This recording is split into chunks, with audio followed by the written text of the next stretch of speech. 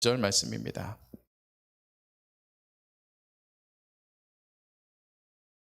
신명기 15장 1절에서 2절 말씀입니다. 제가 말씀을 봉독하도록 하겠습니다. 제7년 끝에는 면제하라. 면제의 규례는 이러하니라. 그의 이웃에게 구워준 모든 체주는 그것을 면제하고 그의 이웃에게나 그 형제에게 독촉하지 말지니 이는 여호와를 위하여 면제를 선포하였음이라. 아멘. 오늘 말씀의 제목은 안식년 신앙을 갖자입니다. 우리 함께 고백하도록 하겠습니다. 한 성령 안에서 우리는 한 교회입니다. 한 성령 안에서 우리는 한 교회입니다. 이 시간에도 함께하는 우리 모든 성도님들의 삶 가운데 하나님께서 함께하여 주실 줄로 믿습니다. 오늘 우리가 지난주에 보았던 우리 말씀을 좀 되새김을 좀 하도록 하겠습니다.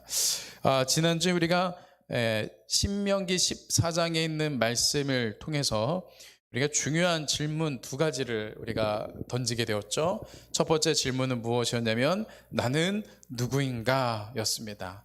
나는 누구인가? 신앙인에게 있어서 나는 누구인가에 대한 그런 정체성에 대한 질문에 대한 확답은 무엇입니까? 나는 하나님의 자녀다. 정말 하늘나라를 상속받은 하나님의 자녀다라는 정말 그런 담대한 고백이 우리에게 있어지는 줄로 믿습니다. 그래서 그것을 애도법을 가지고 이제 모세가 설명을 해줄 때 우리가 소중한 사람을 잃었을 때 우리가 애도는 하지만 정말 슬픔을 가지고 애도는 하지만 이방인들처럼 지나친 애도를 하지 않는 이유는 무엇이냐면은 우리의 보호자는 하나님이시기 때문이라는 것이죠. 이방 사람들, 세상 사람들이 정말 자신의 보호자가 죽었을 때 이제는 자신을 보호해줄 존재가 없다는 것에 대한 두려움과 안타까움 때문에 그렇게 지나친 애도를 하지만 그러나 하나님의 자녀들은 여전히 지금도 살아서 나를 눈동자와 같이 지켜 보호하시는 하나님의 보호하심에 있다라는 그런 확신이 우리에게 있기 때문에 우리는 어떠한 순간에도 담대해질 수 있는 줄로 믿습니다. 그런 하나님의 자녀가 그러면 어떻게 살아가야 하는가? 하나님의 자녀로서 구별된 삶을 살아가야 된다는 것이죠. 그래서 우리가 먹는 것과 재정적인 것, 그래서 삶의 가장 밀접함 속에서 우리의 삶 가운데 구별된 삶, 하나님께서도 거룩하셨기 때문에 우리도 거룩한 삶을 살아야 한다라는 것이죠. 그래서 우리가 음식을 먹을 때마다 우리가 재정을 쓸 때마다 하나님이라면 어떻게 하셨을까? 정말 또 하나님이 나와 함께하고 계실까? 정말로 그 매 순간마다 하나님과 함께함을 항상 기억하는 그런 구별된 삶을 살아가야 된다는 것이죠. 그래서 이제 구별됨에 대해서 우리가 좀 생각을 해봤을 때 우리가 거룩하다라고 하는 건 이것은 뭔가 어떤 특정한 행동을 했을 때 우리가 거룩해지는 것이 아니라 우리가 하나님과의 친밀한 관계 속에서 자연스럽게 나오는 것이 거룩한 삶이라는 것이죠. 우리가 거룩하기 때문에 하나님과의 관계가 친밀한 것이 아니라 반대라는 것이죠. 우리가 하나님과 친밀하기 때문에 자연스럽게 거룩한 삶을 살아가게 된다라는 것입니다. 그것이 우리가 지난주에 보았던 14장에 있는 말씀이었습니다. 그리고 이제 오늘 우리가 또 15장에 있는 말씀을 통해서 우리가 또 놀라운 말씀을 보게 될 텐데요. 안식년의 신앙, 안식년을 통해서 하나님께서 모세의 그 설교문을 통해서 우리에게 주시는 신앙, 건강한 신앙은 어떠한 신앙인가, 안식년의 신앙은 어떠한 신앙인지 우리가 좀 말씀을 보도록 하겠습니다. 오늘 이제 신명기 15장에 나오는 안식년, 여기서 이제 안식년이라는 단어를 쓰지 않고 면제하는 해라고 이제 그 표현을 쓰게 되지요. 1절 말씀해 보면은 제7년 끝에는 면제하라. 7년마다 한 번씩 오는 면제를 해주는 해. 이것은 이제 안식년과 이제 동일한 것인데요. 이 안식년에 대한 규례는 이제 레위기서에서 자세하게 나와 있습니다. 제가 이제 말씀을 찾지는 않았지만 제가 한번 읽어보도록 하겠습니다. 좀 본문이 긴데요. 안식년에 관한 규례입니다. 여호와께서 시내산에서 모세에게 말씀하여 이르시되 이스라엘 자손에게 말하여 이르라. 너희는 내가 너희에게 주는 땅에 들어간 후에 그 땅으로 여호와 앞에 안식하게 하라. 너는 6년 동안 그 밭에 파종하며 6년 동안 그 포도원을 가꾸며 그 소출을 거둘 것이나 7해째 되는 해는 그 땅이 쉬어 안식하게 할지니 여호와께 대한 안식이라. 너는 그 밭에 파종하거나 포도원을 가꾸지 말며 내가 거둔 후에 자란 것을 거두지 말고 가꾸지 아니한 포도나무가 맺은 열매를 거두지 말라. 이는 땅의 안식년임이니라. 안식년의 소출은 너희가 먹을 것이니 너와 내 남종과 내 여종과 내 품꾼과 너와 함께 거류하는 자들과 내 가축과 내 땅에 있는 들짐승이 다 그 소출로 먹을 것을 삼을지니라. 이제 안식년 규례에 대해서 이제 레위기서에서 자세하게 나오는데요. 이 안식년에는 이 두 가지를 하지 말라는 것이죠. 첫 번째는 파종을 하지 말라는 거예요. 그러니까 땅을 쉬도록 놔두라는 것이죠. 그런데도 자연스럽게 나오는 열매들이 있지 않습니까? 그것에 대해서 추수하지 말라는 것이죠. 그래서 그 땅에서 자연스럽게 올라오는 양식에 대해서는 어떠한 사람이든지 누구든지 그것을 먹을 수 있도록 그 밭을 그 밭을 열어주라는 것이죠. 그래서 6년 동안은 열심히 파종하고 추수하지만 7년째 되는 해에는 안식년으로서 땅을 쉬게끔 하라라는 것입니다. 그래서 이제 본래 안식년의 규례는 처음에는 땅에 관한 이야기였어요. 땅에 관한 이야기. 그래서 이 안식년의 의미는 어떤 의미가 들어가져 있냐면 땅의 주인은 사람이 아니라 하나님이시다라는 것이죠. 이 땅이라고 하는 것은 우리의 삶이기 때문에 이것을 오늘날 우리에게 적용을 하면 우리의 삶은 나의 것이 아니라 하나님의 것이라는 것이죠. 그리고 정말로 6년 동안 열심히 일해서 그 소출을 얻었지만 7년째 해에 소출이 없으면 도대체 어떻게 살아간단 말입니까?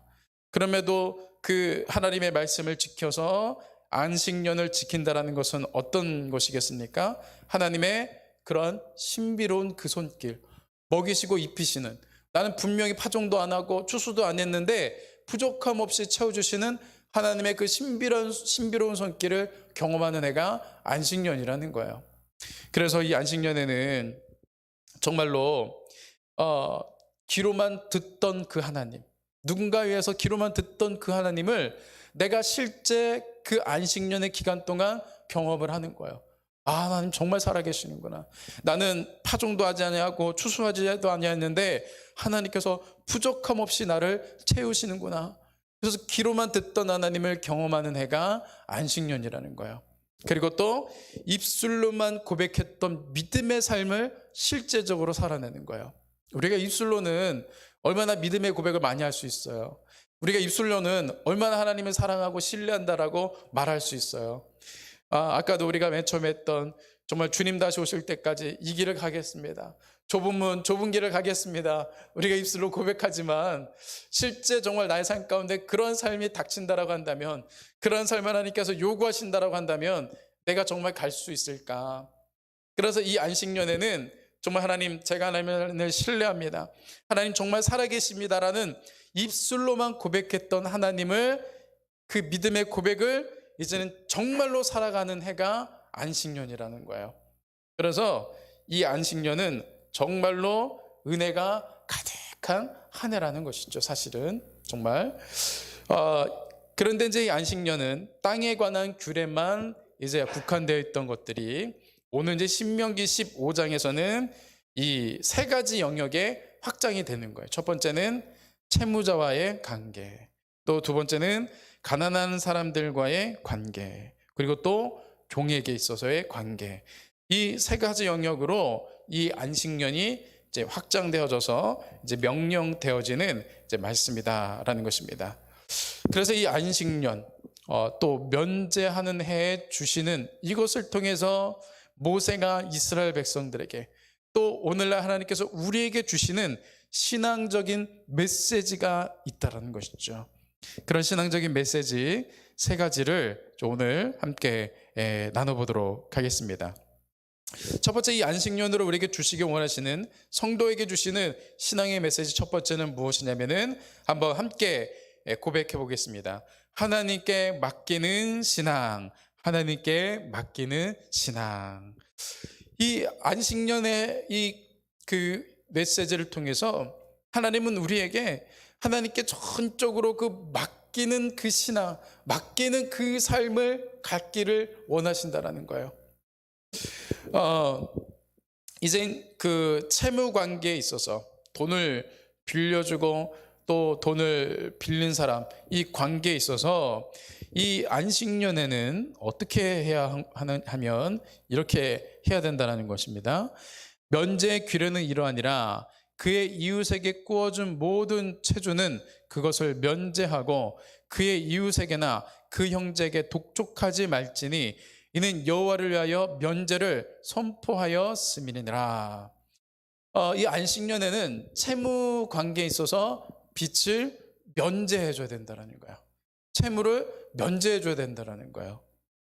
그래서 이제 이 면제를 해줘야 된다라는 그런 말씀의 정확한 그 뜻과 의도가 무엇인가, 이제 두 가지 정도의 몇몇 이제 그런 의견들이 있는데, 이제 두 가지 의견으로 나뉠 수가 있습니다. 첫 번째 의견은 뭐냐면은 완전한 채무에 대한 탕감이라는 거예요. 안식년이 되면은 돈을 빌린 사람이 빌려준 사람은 빌려준 사람에 대한 모든 빚을 다 탕감해 줘야 된다는 거예요. 그런데 이렇게 됐을 때 어떤 일이 일어날까요? 분명히 악용하는 사람들이 일어난다는 거예요. 6년만 버티자, 돈을 빌려놓고 6년만 버티자, 이런 사람들이 분명히 생긴다는 거예요. 내가 빌리고도 어떻게든지 안식년 전까지 내가 갚아야 되겠다는 그런 마음이 정상적인 마음인데, 사실은 악한 마음들은 6년만 버티자, 이렇게 된다는 거예요. 그리고 또 만약에 이렇게 정말로 빚을 완전히 탕감을 해준다면은 경제적인 대혼란이 오겠죠. 그래서 이제 가장 타당한 말씀에 면제를 해주어라, 채무에 대해서 면제를 해주어라 라는 가장 타당한 해석은 뭐냐면 6년 동안에는 뭐 이자를 물 수도 있죠. 또 빚을 갚으라고 독촉도 할 수가 있죠. 그런데 안식년만큼은 어떻게 해주냐면은 원금은 그대로 둔다 할지라도 이자만큼은 탕감을 해주는 거예요. 그리고 그 안식년 한 해 동안만큼은 그 채무에 대해서 독촉하지를 않는 거예요. 이자도 받지 아니하고 빚에 대해서 독촉하지 아니하고, 그래서 그 안식년 한 해만큼은 모든 사람들이, 채무자들이 빚에 대해서, 채무에 대해서 시달리지 않고 자유할 수 있게 해줘라 라는 의미가 가장 타당하다라는 것입니다. 그런데 이제 한 가지 제외는 있어요. 이방인들에게 빌려준 돈은 받으라고 하셨어요. 3절 말씀에. 왜 그런 거 하니? 이방인들은 안식년에도 일을 하기 때문에, 그렇기 때문에 이 이방인들에게는 이제 받을 수는 있는 것이죠. 그런데 그래서 빚을 진 사람이야, 돈을 빌린 사람이야 안식년이 참 반갑겠죠. 그런데 돈을 빌려준 사람에게 있어서 안식년은 어떻습니까? 진정한 안식년이 될 수가 없죠. 자신에게 정말 필요한 재정일 수도 있고, 이 마음이 사실은 굉장히 어려울 수 있다라는 거예요. 그래서 사실은 이 돈을 빌려준 이에게 있어서 안식년은 참 믿음으로 정말로 고백하고 믿음으로 하나님의 말씀을 따르지 않으면은 힘든 정말 그 해가 안식년이라는 것입니다. 그런데 중요한 것은 무엇이냐?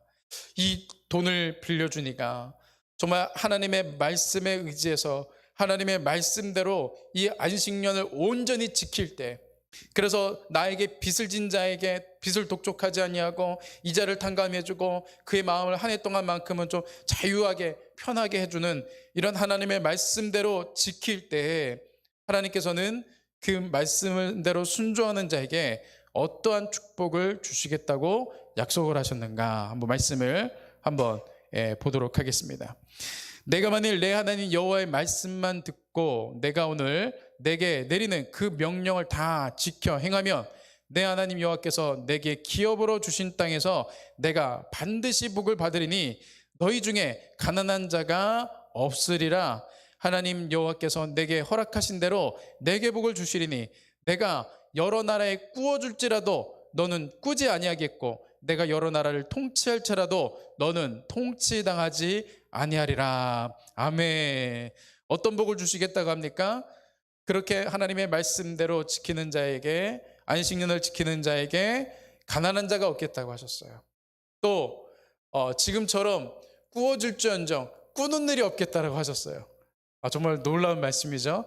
이런 은혜가 우리 모든 성도님들에게 가득할 수 있기를 소망합니다. 곧 하나님께서 하나님께 맡기고 정말 하나님께 모든 것들을 맡겨드리고 안식년의 규례를 지키며 말씀대로 행하는 자에게 하나님께서 책임져 주시겠다라는 거예요. 하나님께서 풍요롭게 하시겠다라는 거예요. 놀라운 축복으로 갚아주시겠다라는 거예요. 우리가 그런 걸 많이 경험하지 않습니까? 정말로 내가 기대했던 그 길로는, 내가 기대했던 그런 방법으로는 내가 얻지를 못하는데, 그것이 막혀버리는데 하나님께서는 다른 길을 여서서 나의 삶을 채워주시는 경우를 우리는 많이 경험하게 된다는 것입니다. 우리가 믿음으로 하나님의 말씀을 지켜 행할 때, 하나님께 맡겨드리는 삶을 살아갈 때 하나님은 반드시 우리의 삶을 책임져 주시는 여호와 하나님이심을 믿으실 수 있기를 바랍니다. 이것이 안식년에 주시는 메시지 첫 번째입니다. 하나님께 맡겨드리는 신앙, 하나님께 맡기는 삶. 그리고 이제 또 두 번째, 이 안식년을 통해서 우리에게 주시는 메시지 두 번째는 뭐냐면 바로 어려운 이들을 돌아보는 삶이라는 거예요. 돌아보는 삶. 어려운 사람들, 사회적인 약자들, 가난한 사람들을 돌아보는 삶이라는 것입니다.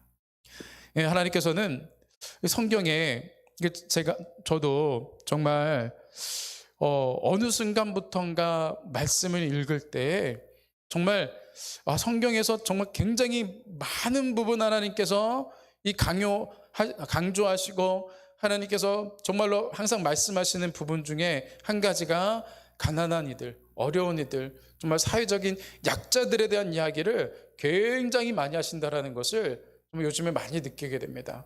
정말 놀라게 되는데요. 정말 그래서 제 스스로가 얼마나 또 부끄러운지 모릅니다.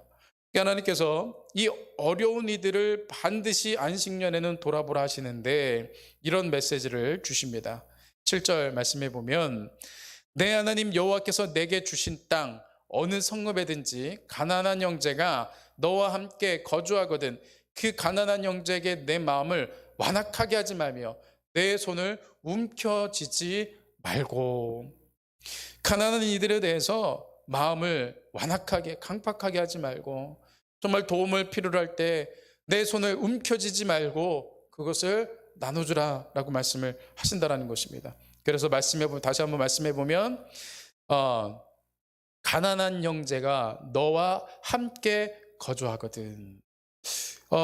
이제 예수님께서도 비슷한 8절 말씀에서도 이렇게 가난한 자들은 항상 너희와 함께 있거니와.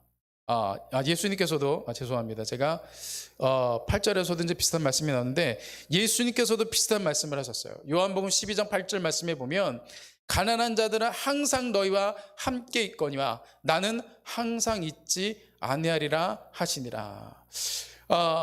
예수님께서도 비슷한 말씀을 하셨다라는 거예요. 가난한 자들은 우리의 주변에 항상 함께 있게 되어진다는 것이죠. 근데 예수님께서 이 말씀을 하셨을 때가 어느 때냐면은 이제 한 여인이 자신의 옥합을 깨뜨려 예수님의 발을 닦아드렸던 그 사건이 있고 나서 예수님께서 하신 말씀이세요. 이 여인이 나를 섬긴 것처럼 나는 곧 없어지겠지만 정말 너희 주변에 가난한 사람들은 항상 있을 것이다. 그러니 이 여인이 나를 섬긴 것처럼 너희들도 할 수만 있으면 이 가난한 이들을 돌아보고 돌보아라. 그렇게 말씀을 해주셨다는 것입니다. 그래서 하나님께서는 우리 신앙인들에게 정말 주시는 마음은 뭐냐면 우리가 어려운 이들, 사회적인 약자들을 돌아보기를 원하신다는 것입니다. 그런데 제가 좀 또 개척교회 목사다 보니까 사실 저도 우리 교회도 많은 분들에게 도움을 받는 입장이지 않습니까? 그렇기 때문에 우리 교회로서 또 우리 스스로가 누군가를 돕게 되면은 이런 생각이 들 수도 있죠. 아니, 나도 도움을 받는 입장인데, 나도 힘든데, 내 몸 건사하기도, 우리 교회 건사하기도 힘든데 누구를 돕단 말인가? 이게 좀 사치스러운 일이 아닌가? 나도 힘든데 누군가를 돕는다는 게 말이 되는 것인가? 나라도 건사해야지. 좀 사실 이런 생각이 우리가 들 수 있다라는 거예요. 그런데 이제 최근에 저도 이제 사실은 그런 마음이 좀 많이 있었는데, 최근에 그 컴패션이라는 국제 어린이 양육 기구가 이 설립이 된 이야기, 그 스토리를 들으면서 참 이것이 하나님의 마음이다라는 생각이 들게 되었어요. 제가 이제 예전에 도미니카 공화국에 있을 때, 도미니카 공화국이 지금 빈민국가이다 보니까 세계 여러 나라에서 이제 선교 활동으로 와요. 그럼 딱 보면은 이제 그 무리들을 보면 저는 어떤 좀 그 선교 단체이구나 그런 생각이 들 때가 있고, 또 굉장히 또 많은 이단들도 있어요. 그런데 보면은 한 무리의 미국인들이 큰 대형 버스를 타고 이렇게 타고 가다가 어디에서 내리는데, 이게 행색을 봤을 때는 선교 단체도 아니고, 그렇다니 또 이렇게 이단들은 아닌 것 같고, 도대체 저 사람들은 누군가 하고 저는 너무 궁금해서 가서 한번 물어봤습니다. 당신들은 누구냐? 그랬더니 뭐 자기들이 NGO 단체 컴패션이라는 NGO 단체라는 거예요. 그래서 그때 처음 컴패션이라는 그 단체를 알게 되었는데, 나중에 알고 보니까 우리나라에 굉장히 유명한 탤런트들이 이 컴패션 활동을 많이 하더라고요.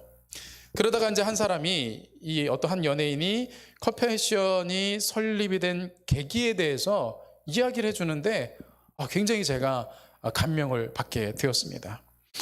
6.25 때 에버렛 스완슨이라는 목사님, 미국 목사님이 선교사로도 아니고 그냥 6.25 때 한국전에 참전한 미국 군인들을 위문하기 위해서 설교해 주기 위해서 한국에 잠시 오신 거예요. 그래서 이제 설교를 이제 몇 차례 하고 이제 그 한국의 길거리를 좀 이렇게 구경도 하고 보셨겠죠. 그런데 그때 수많은 전쟁 고아들이, 수많은 한국의 어린이들이 정말로 너무나도 처참하고 너무나도 비참하게 길거리에 이렇게 나둥글려져 있는 그 모습을 보고 너무나 큰 충격을 받은 거예요. 그래서 이 목사님이 그 장면들이 이 머리에서 떠나지 않고 너무나도 마음이 아픈 거예요. 그래서 친구 한국 선교사님에게 이야기했더니 그 친구 선교사님이 그러면 이제 미국으로 돌아갈 텐데 미국에 돌아가서 좀 도움을 요청하는 것이 어떻게 했느냐 권면을 하게 됩니다. 그래서 이 스완슨 목사님이 미국에 돌아와서 이제 미국인들에게 한국에 있는 어린애들에 대해서 이야기를 하고 좀 도와야 되지 않겠느냐 하고 사람들에게 요청을 하게 됩니다. 그런데 많은 미국인들이 그러한 권면과 설교를 들으면서 저와 똑같은 반응들을 했다라는 거예요. 그 당시에도 미국이 너무 힘들었거든요. 아니, 지금 우리나라도 힘든데, 지금 우리도 너무 힘든데 길거리 가봐라, 미국의 길거리 가봐라. 미국의 길거리에도 수많은 아이들이 지금 고통당하고 있는데 굳이 저 산만리에 있는 바다 산만리에 있는, 너무 산만리에 있는 그 한국에 있는 어린이까지 우리가 어떻게 챙긴단 말이냐, 그런 말들을 꽤 많이 들었다라는 것입니다. 그러자 이 목사님이 그런 얘기를 했다라는 거예요. 지금 하나님의 눈길이, 하나님의 눈이 저 한국에 있는 어린아이들에게 지금 머물러 있는데 하나님의 눈길이 머물러 있는 그곳에 우리가 가서 도와야 되지 않겠느냐고 그런 얘기를 하셨다라는 것입니다. 그래서 그 단체가 이제 커져서 지금 이제 세계적인 단체로서 많은 아이들과 어려운 사람들을 돕고 있는데요. 전 이 목사님의 이야기가 정말 우리에게 주시는 메시지라고 생각을 합니다. 물론 우리도 어렵죠. 우리도 상대적으로 힘들 수 있습니다. 그럼에도 우리가 어려운 이들을 돌아봐야 되는 것은 무엇이겠습니까? 하나님의 눈길이 머무는 그곳, 하나님의 마음이 머물러 있는 그곳, 우리가 그것을 찾아서 도와주고 돌아보는 삶을 살아가는 것, 그것이 주님이 기뻐하시는 삶, 그것이 안식년에 대한 규례를 통해서 우리에게 주시는, 신앙인에게 주시는 메시지라는 것입니다. 그래서 잠언서에 보면 이런 말씀이 있습니다. 가난한 자를 불쌍히 여기는 것은 여호와께 꾸어드리는 것이니 그의 선행을 그에게 갚아 주시리라. 아멘. 하나님의 눈길, 하나님의 마음이 머물러 있는 그곳을, 그 사람들을 우리가 도와주고 돌아볼 때 하나님께서는 반드시 우리에게 그것을 다시 갚아주신다라는 거예요.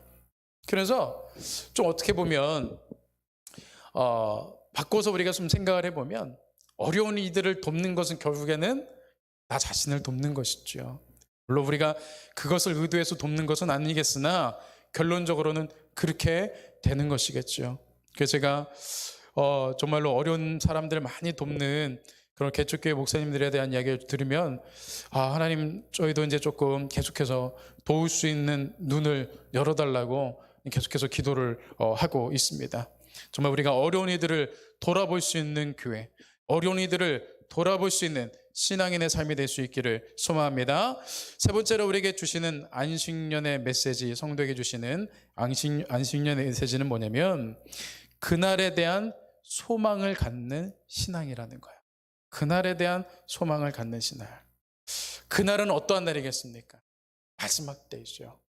예수님께서 왕권을 가지고 이 땅 가운데 오셔서 우리를 구원시키시는 그 마지막 날, 그날을 기다리는, 그날을 소망하는 신앙, 그 신앙이 우리에게 항상 자리 잡고 있어야 된다는 거예요.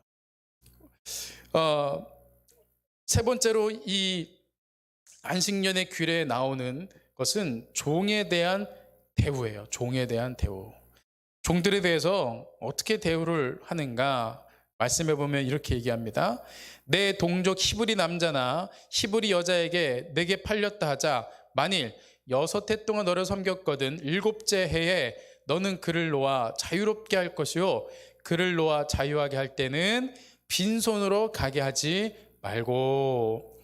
동족이 어떤 연유에 의해서 종이 되었어요.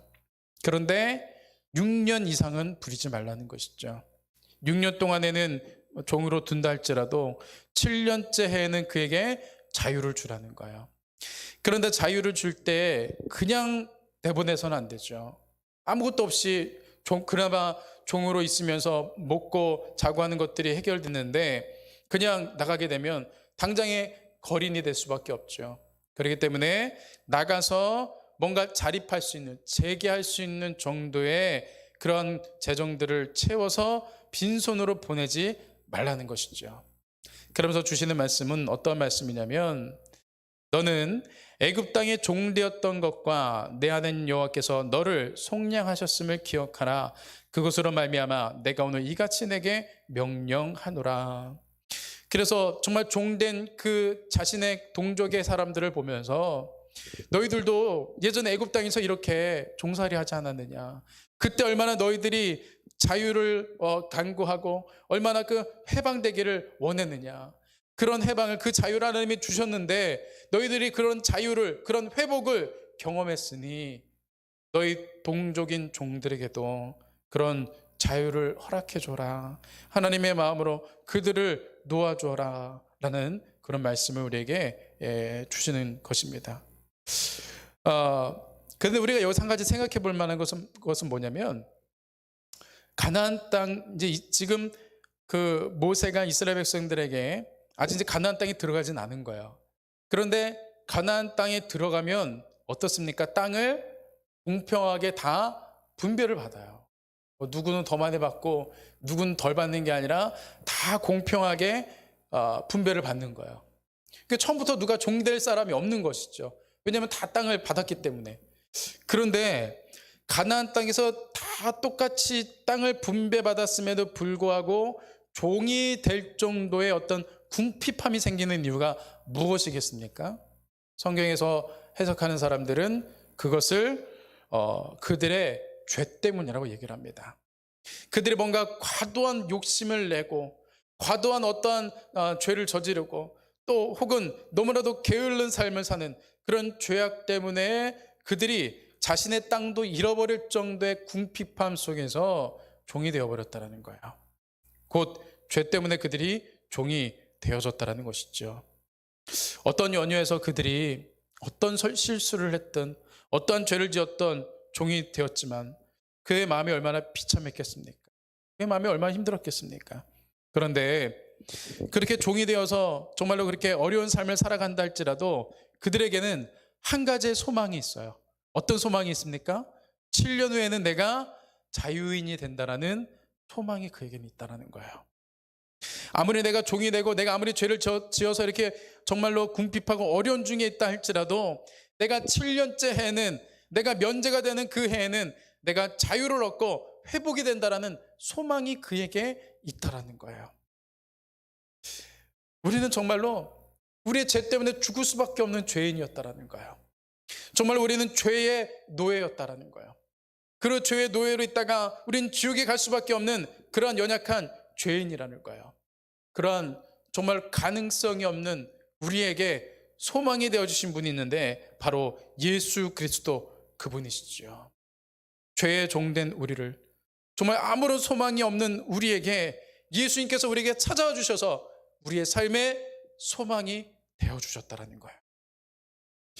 예수님께서 이제 이 땅 가운데 다시 오실 때 우리는 천국을 상속받게 되죠. 우리가 이 땅 가운데 살아가면서 그래서 우리는 정말로 저 하늘의 소망을 두고 그날을 기다리는 그러한 소망이 우리들 가운데 있다는 거야.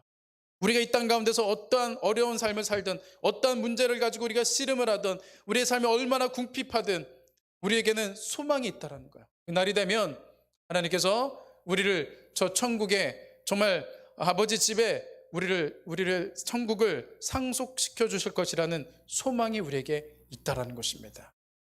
이 안식년에 주시는 세 번째 메시지는 그날에 대한 소망을 갖는 성도라는 것입니다.